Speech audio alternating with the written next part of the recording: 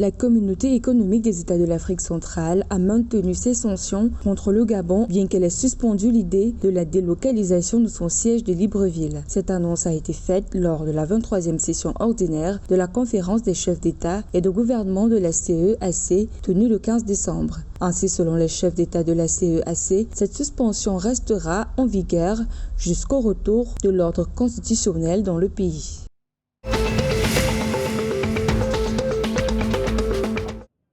Au Tchad, ce sont 2000 observateurs électoraux qui ont été accrédités pour le référendum constitutionnel organisé le 17 décembre 2023. D'après les autorités tchadiennes, le matériel électoral a été fourni pour 22 726 bureaux de vote. Les observateurs accrédités comprennent des acteurs tant nationaux qu'internationaux, y compris des membres de la société civile. Le référendum constitutionnel vise à permettre à la population de se prononcer sur l'adoption d'une nouvelle constitution devant remplacer le texte de 2018.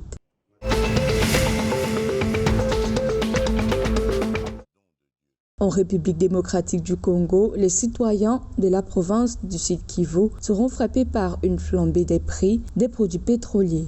Dans cette ville, le prix du litre d'essence est passé de 5 000 à 12 000 voire 15 000 francs congolais chez les détaillants. Des sources locales expliquent cette hausse de prix par la difficulté d'accès à Kamituga, dont l'état de la route s'est de plus en plus dégradé. Outre les produits pétroliers, les prix de plusieurs produits de première nécessité ont aussi grimpé sur le marché local, notamment ceux de certains produits alimentaires.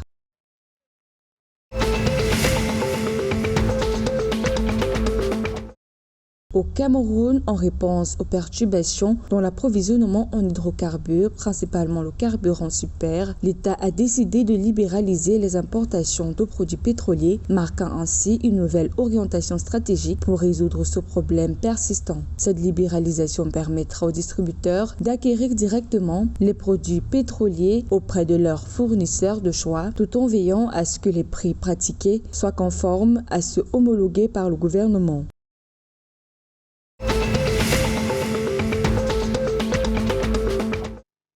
La Banque africaine de développement a octroyé 17,4 millions de dollars pour soutenir les réformes des finances publiques et Sao Tomé et Principe.